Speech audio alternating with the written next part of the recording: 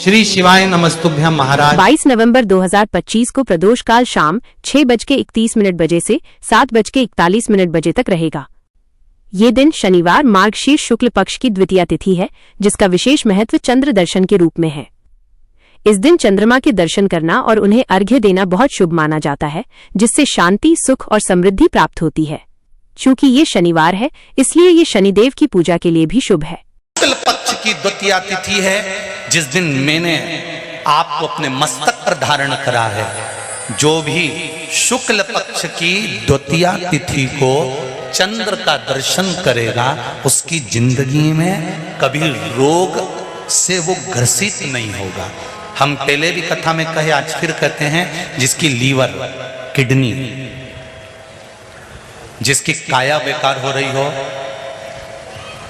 चमड़ी सफेद पड़ रही हो, काले काले छट्टे पड़ रहे हो, सोराइसिस जैसी बीमारी हो गई हो, कैंसर जैसा रोग हो गया हो, बड़े से बड़ा रोग, अगर किडनी, लीवर कितना भी बेकार से बेकार हो गया, डैमेज से डैमेज हो गया, उसको शुक्ल पक्ष के द्वितीया चंद्रमा का दर्शन करना चाहिए। और शुक्ल पक्ष के द्वितीया चंद्रमा का दर्शन कर कर प्रदोष काल के समय पर, कौन सा काल? शाम के समय। प्रदोष काल मालूम है सबको? सूर्य जब डूबता है उसके 45 मिनट पहले से सूर्य डूब जाए उसके 45 मिनट बाद का।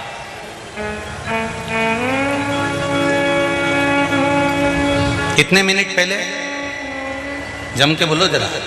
45 मिनट पहले से 45 मिनट बाद प्रदोष काल का क्रम है। चंद्रदेव का दर्शन कर कर कच्चे दूध का छींटा, सफेद पुष्प चंद्र को समर्पित करो। सफेद चंदन का छींटा चंद्रदेव को दीजिए।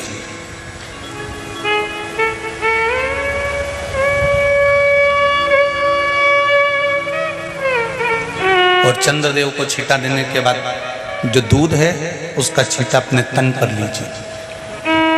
सफेद चंदन थोड़ा सा अपने शरीर पर लगा लीजिए। कितना भी विषम से विषम रोग हो, कितना भी किडनी, लीवर, चाहे कैंसर जैसा रोग हो, मेरा चंद्र शुक्ल पक्ष के द्वितीया के चंद्र में शंकर भगवान स्वयं विराजमान होकर अपने भक्त को रोग से मुक्त करते हैं। द्वितीया का चंद्र।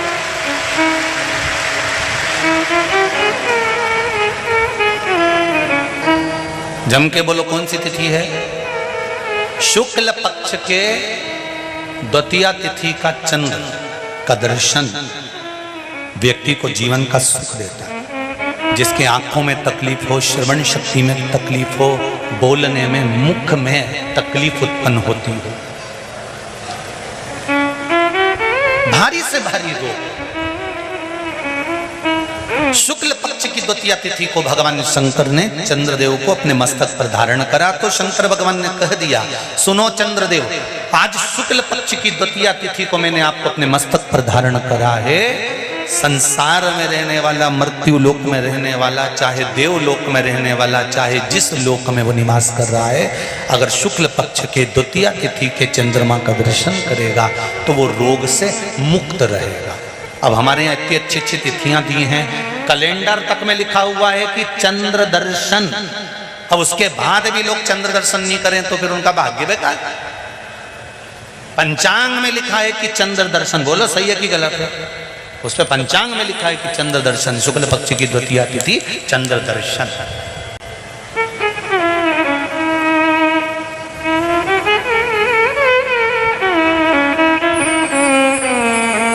करो अर्घ, देव अर्घ।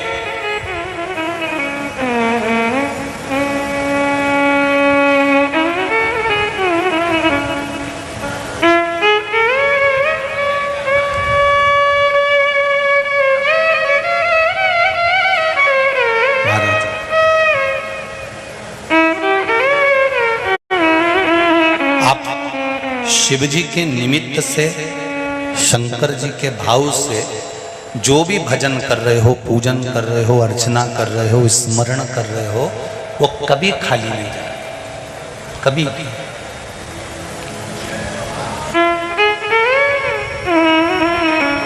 केवल आप हृदय से कबू चूके ना तेरा काम रे। आज शनिवार का दिन है, शाम के समय पर कटोरी में सरसों का तेल ले लीजिए, शंकर के शिवलिंग पर किसी मंदिर में जाकर सरसों का तेल शिव पर चढ़ा। तेल चढ़ते समय शंकर के शिवलिंग पर त्रिपुंड बना दें। ये एक उंगली, चीटी उंगली के पास वाली उंगली शंकर के शिवलिंग पर टच कर कर रखें और अपनी मनोकामना पूर्ण करें, बाबा विश्वनाथ पूरा कर। शनि सबको लगता है, केवल शनि नहीं लगता तो एक मेरे महादेव को, मेरे भोले बाबा को नहीं लगता। शंकर के पास में शनि आकर, शनि ने आकर कहा, भोलेनाथ कृपा करिए बाबा, मैं बड़ा कष्ट में हूं, मैं करूं क्या? बाबा भोलेनाथ ने कहा, जा गंगा जी के तट पर काशी में जाकर एक शिवलिंग की स्थापना कर, उसकी आराधना कर और तेरा शरीर ठीक हो जाएगा, कष्ट नहीं भोगेगा। शनि महाराज ने काशी में जाकर शिव जी की स्थापना करी। आज भी नियम है, जिसको शनि लग जाता है एक काजल की डिब्बी ले लो और काजल की डिब्बी को 21 बार उतार कर उसको एकांत में जाकर, जंगल आदि में एकांत में किसी पेड़ के नीचे इतना सा खड्डा खोद कर उसमें काजल की डिब्बी को डाल दो और मिट्टी से पूर दो, उस व्यक्ति का शनि समाप्त हो जाता है। काशी विश्वनाथ का नाम लेकर काजल की डिब्बी को 21 बार उतार कर अगर काशी विश्वनाथ का नाम लेकर शनि वाले व्यक्ति को अगर पेड़ के नीचे दबा दे, शनिवार के दिन जो पीपल के वृक्ष में सरसों के तेल का दीप लगाता है उसको शनि कभी परेशान नहीं करता। एक बात हमेशा ध्यान रखिएगा, मान लो अगर कोई भारी रोग ऐसा शनि महाराज के कारण हो गया हो, अच्छे काम करते करते उल्टे हो रहे हैं, होते हैं किसी किसी के साथ में, विपरीत परिस्थितियां आ जाती है, अच्छा करने जाओ बुरा हो जाता है, अच्छा कर्म करने जाओ बुरा हो जाता है। तो पीपल के वृक्ष की जो छाल होती है, छाल देखिए, पीपल के वृक्ष में जो छाल लगी होती है, उस छाल को घिसकर चंदन बनाकर भगवान शंकर का स्नान कराकर, अभिषेक कराकर, पूजन कराकर, पूजन कराने के बाद में पिपलेश्वर महादेव का नाम लेकर, कौन से महादेव? पिपलेश्वर महादेव का नाम लेकर वो जो घिसी हुई छाल होती है उस छाल का तिलक भगवान शंकर को लगा लो और उसी का थोड़ा सा भाग अपने कंठ पर, मस्तक पर लगाना प्रारंभ कर दो। धीरे धीरे जो विपरीत दशा है वो सुधरना प्रारंभ हो जाती है। पर नाम याद रखना, पिपलेश्वर, जम के बोलिए, पिपलेश्वर महादेव भगवान शंकर का एक अवतार है, पिपलाद अवतार। पिपलेश्वर महादेव का नाम लेकर कभी कमर में दर्द आ गया, कभी पीठ में दर्द आ गया, कभी सिर में दर्द आ गया, कभी आंखों में तकलीफ हो गई, कभी दमा चलने लगा, सांस चलने लगी, कभी डॉक्टर को दिखाया तो थायराइड हो गया, कभी ब्लड कम हो गया, कोई प्लेटलेट कम हो गई, कोई कुछ हो गया, कोई कुछ हो गया, डॉक्टर को दिखाओ। डॉक्टर जो दवाई दे कुंदकेश्वर महादेव के नाम से उसको खाओ। तुमको ऐसा लगे कि ये शरीर का रोग तो समाप्त हो ही नहीं रहा, एक ना एक रोग चल ही रहा, ये रोग समाप्त होने का नाम ही नहीं ले रहा। पिपलेश्वर महादेव का नाम लेकर, और पिपलेश्वर महादेव का नाम लेकर किसी भी शिवालय में, शंकर के मंदिर में जाकर एक बेलपत्र रखकर उस जो प्रसाद तुम बना कर ले गए हो, जो तुम भोग बना कर ले गए हो, उसका स्पर्श कर कर पिपलेश्वर महादेव का नाम लेकर शंकर को उस भोग को रखकर, बेलपत्र रखकर शिवजी को 7 बार एक ही लोटे का जल, केवल एक लोटे का जल 7 बार उत्तर की ओर मुख कर कर दक्षिण में खड़े होकर शंकर के शिवालय पर 7 बार एक ही लोटे का जल 7 बार थोड़ा थोड़ा कर कर उसको गिरा दीजिए, शिव जी के ऊपर चढ़ा दीजिए 7 बार। बाद में जो प्रसाद पर आपने बेलपत्र रखी है उसी बेलपत्री को उठाकर शंकर के शिवलिंग पर चढ़ा दीजिए। बाबा को प्रणाम करिए, बाबा मेरे शरीर का रोग समाप्त नहीं हो रहा। किसी भी दिन पिपलेश्वर महादेव का नाम लेकर वो चढ़ी हुई बेलपत्री लियाओ, प्रसाद लियाओ, घर पर आने पर जैसे ही घर के अंदर प्रवेश करो सबसे पहले बेलपत्री को चबा चबा कर खा लो। फिर वो जो प्रसाद है उस प्रसाद को 7 गासें थोड़ी थोड़ी देर में 7 बार में उसको हल लेना। बाबा देवाधिदेव महादेव का नाम लेकर, पिपलेश्वर महादेव देव का नाम लेकर प्रणाम कर कर जल का आचमन, हाथ की हथेली में जल लेकर 7 बार आचमन कर लीजिए और शिव का, पिपलेश्वर महादेव का नाम ले लीजिए। धीरे धीरे 15 दिन लगेंगे और 15 दिन में बीमारियां अपने आप कम होना प्रारंभ हो जाएगी और बाबा आपका हाथ पकड़कर आगे बढ़ाए। तो पापा भी नहीं है, कौन कहेगा, किससे कहूँगा? मम्मी भी नहीं है, मैं मेरी माँ होती तो कह देती, मैं फोन लगाकर बोलती माँ तकलीफ में हूँ, मेरी माँ तुरंत आकर खड़ी हो जाती, लाड़ो क्या हो गया बेटा, क्या है, क्यों चिंता कर, किससे कहूँ, कौन सुनेगा? ये कलिकाल संसार भरा पड़ा है दुष्टों से, ये कोई सुनता नहीं, सब नोचने वाले मिलते हैं। पापा तेरा जैसा दयालु दूसरा नहीं हो सकता। पापा कुछ ना होकर भी सब कुछ देता था। माँ तूने कभी खाली नहीं भेजा माँ, आज किससे कहने जाऊं, किसको बोलूंगी, मेरे बहुत दुखी हूं, बहुत तकलीफ में, मैं किसको बोलूं, बहुत तकलीफ है, बस ये जीवन चल रहा है। पापा तुम चले गए पर ये संसार के लोग छोड़ते नहीं, किसको कहूं पापा, किसके दरवाजे पर जाकर कहूं,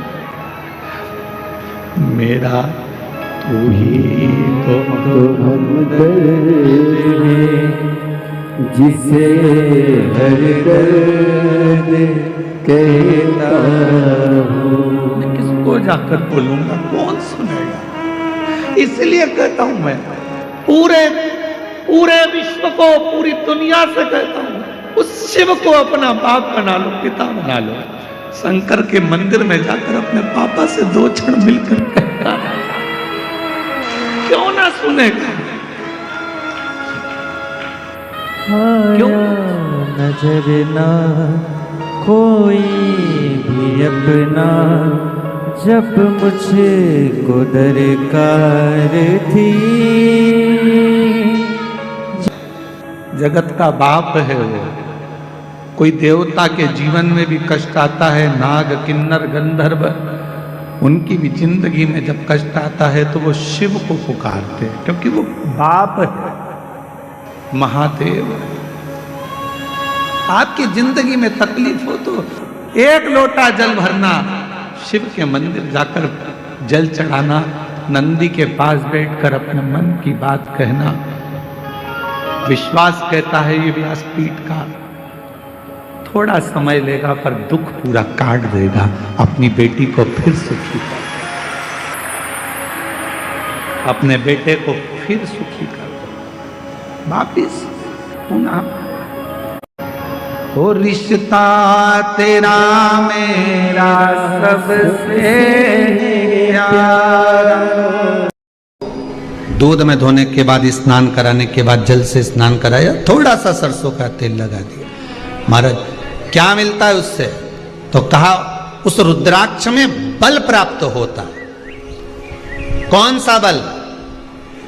जो शरीर के अंदर बीमारियां बढ़ती हैं, उस बीमारी को वो रुद्राक्ष धीरे धीरे समाप्त करना प्रारंभ कर देता है। पर एक और चीज याद रखना, जिस रुद्राक्ष के पानी को आप बीमारी के समय पर गलाकर पीते हो, उसमें सरसों का तेल नहीं लगाना।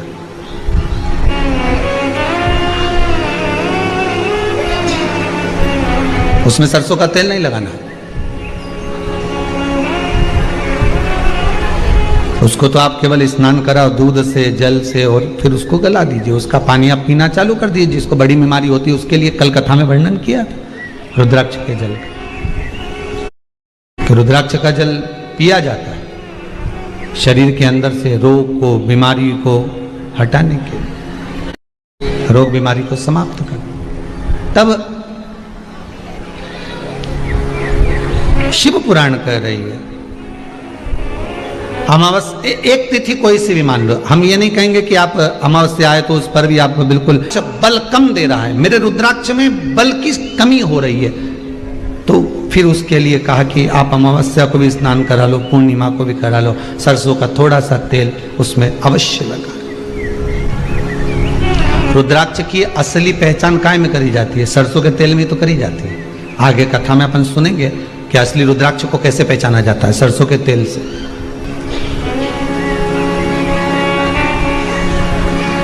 उसमें बल की प्रबलता आ जाती। 5 स्थान बता दिए, 5 जगह बता दी, 5 स्थान निश्चित कर दिए जहां पर रुद्राक्ष को पहनकर नहीं जाना। पहला, किसी की मृत्यु वाली जगह पर। दूसरा, जहां पर बच्चे का जन्म हुआ हो।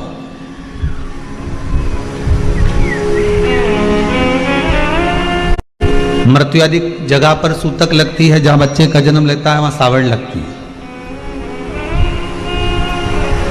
मतलब जीव जाने के बाद दुख का सूतक होता है, और बच्चा जब जन्म लेता है तो सुख की सावड़ रहती है, सुख की सावड़।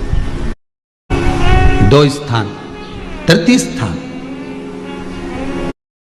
तीसरा स्थान दिया जहां पर वैश्यावृत्ति होती हो या महाराज मदिरा का पान होता हो, उस स्थान पर रुद्राक्ष को नहीं ले जाया जाता। चौथा स्थान रुद्राक्ष के लिए कहा गया, जिस स्थान पर आपको ज्ञात नहीं है और आपको लगता है कि यह स्थान अज्ञात है, यहां पर कई जगह पर कुछ जीवों की हत्या हुई है या किसी जीव को नष्ट किया गया है, उस स्थान पर रुद्राक्ष को नहीं ले जाना चाहिए।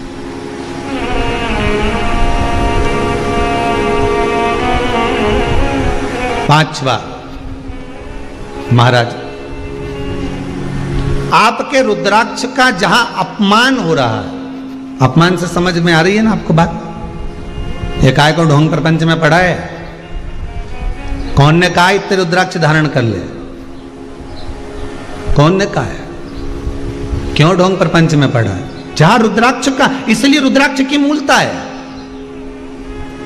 कि रुद्राक्ष का जब चक्र बनाया जाता है, रुद्राक्ष का जैसे किसी व्यक्ति का व्यापार नहीं चल रहा हो, कोई कर्जे में लदालूम हो गया हो, जिसके व्यापार बार बार बदलना पड़ रहा हो, या फिर कोई काम में मन नहीं लग रहा हो, या कहीं नौकरी सर्विस व्यापार व्यवसाय व्यक्ति का जब चलता नहीं है, तो फिर उसके लिए रुद्राक्ष चक्र के रूप में काम करता है। जैसे सुदर्शन चक्र चलता है, ऐसे रुद्राक्ष का चक्र चलता है। रुद्राक्ष चक्र कितने रुद्राक्ष से बनता है? तो कहा 9 रुद्राक्ष से बनता है। 4 मुखी रुद्राक्ष के 3 रुद्राक्ष 4 मुखी के, 5 मुखी रुद्राक्ष 3, 6 मुखी रुद्राक्ष 3, कितने हो गए? जम के बोलो 9 रुद्राक्ष हो गए। लाल धागे में एक रुद्राक्ष को 4 मुखी को पहले ले लो, फिर उस रुद्राक्ष के बाद में उसको 1.25 गांठ लगा दो। 1.25 गांठ लगाई धागे में, फिर 5 मुखी रुद्राक्ष, फिर 1.25 गांठ, फिर 6 मुखी रुद्राक्ष, फिर 1.25 गांठ, फिर 4 मुखी रुद्राक्ष, फिर 5 मुखी, फिर 6 मुखी, 1.25 गांठ लगाकर चक्र तैयार कर लिया जाता है। और उस चक्र को तैयार कर कर व्यक्ति शिव मंदिर में ले जाकर शंकर जी के उस शिवलिंग पर रखकर चढ़ाकर भगवान शंकर को केवल 3 वस्तुएं समर्पित कर दे। पहला धतूरा, दूसरा बेर, बेर मतलब बोर जो खाते हैं बेर, तीसरा काली तिल, ये शंकर जी को समर्पित कर दे, स्नान कराए, वापिस उस रुद्राक्ष को लेकर आ जाए और अपने गले में धारण कर ले। ऐसा कौन सा काम है जो कार्य सफल नहीं होता होगा? व्यापार भी होगा, व्यवसाय भी होगा और सर्विस भी लगे। बस उस चक्र को, शिव का जो चक्र है, सबसे पहले सुदर्शन चक्र था ही किसका? आपको पहले भी कथा में कहा कि सुदर्शन चक्र किसका था? भगवान विष्णु को तो बाद में मिला, जब उन्होंने कमल के पुष्प समर्पित करे। और कमल के पुष्प जब समर्पित करे और कमल का पुष्प कम पड़ गया, तब भगवान विष्णु ने अपना एक नेत्र निकालकर भगवान शंकर को समर्पित करा, तब भगवान त्रिनेत्रधारी हो गए। और भगवान शंकर ने देखा कि मेरे नारायण जिन्होंने मुझे नेत्र दिया है मैं इनको क्या दूं, तब भगवान उसी समय पर मेरे ओघड़ दानी ने, मेरे शंकर ने, मेरे शिव ने अपने हाथ का सुदर्शन चक्र उठाकर भगवान विष्णु को दे दिया। शरीर में बहुत बड़ा रोग हो गया, छूटने को तैयार नहीं है, बड़े बड़े इलाज करवा लिए, बहुत दिखा लिया, बहुत सब दूर इलाज करवाया, सब दूर दिखाया, पर मिटने को तैयार नहीं है। तो फिर अबीर का प्रयोग, एक चावल का दाना, एक श्वेत पुष्प और अबीर भगवान शंकर को समर्पित कर धीरे धीरे धीरे धीरे शरीर का रोग अपने आप समाप्त होना प्रारंभ। उसमें थोड़ा सा इत्र का भाग हो महाराज, और आप भगवान पीपल देव, पिपलेश्वर महादेव का स्मरण कर कर पीपल की जड़ में अगर जल चढ़ा रहे हैं और मान लो शरीर में कोई कष्ट हो गया है, शरीर में कोई रोग हो गया है, कोई मालूम पड़े ये हाथ 4 दिन से दुख रहा है, या 4 दिन से ये नस दब गई है, या ये कमर दब रही है, तो आप 2-4 दिन कर देखो। कलश के अंदर जल, जल में इत्र का थोड़ा सा भाग, पीपल की जड़ के नीचे आप उसका सींचन करिए पिपलेश्वर महादेव के नाम से। अच्छा एक बात और है, जो बहुत सीधा होता है, बहुत सरल होता है, बहुत भोला होता है, गाली भी उसी को पड़ती है, अपशब्द भी उसी को कहे जाते हैं, ताने भी उसी को दिए जाते हैं, और लोग जो बोलना है काम भी उसी से कराओ, अपशब्द भी उसी से कहो, ताने भी उसी को दो, सब काम वही करो। जो बोलने में बड़ा एक्सपर्ट होता है वो तुरंत पलट के जवाब दे देता है, हमसे फालतू बात करना मत ही, नहीं तो हमको देख ले। इसलिए आप लोगों से निवेदन है, भोले भोले रहो भोले के सामने, पर कभी कभी मां जगत जननी का रूप भी तुम्हारे अंदर होना चाहिए। श्री शिवाय नमस्तुभ्यम। सभी माताओं, बहनों और भक्तजनों से हाथ जोड़कर निवेदन है कि अगर आप इस वीडियो को YouTube पर देख रहे हैं तो इसे लाइक करें और हमारे चैनल को सब्सक्राइब करना न भूलें। भविष्य में आने वाले वीडियो की जानकारी के लिए बेल आइकॉन दबाएं। कमेंट बॉक्स में हर हर महादेव अवश्य लिखें और इस पुण्य के कार्य में अपने दोस्तों और परिवार को भी शामिल करें। इस वीडियो को उनके साथ शेयर करें ताकि वे भी इसे सुनकर लाभ उठा सकें। श्री शिवाय नमस्तुभ्यम। हर हर महादेव।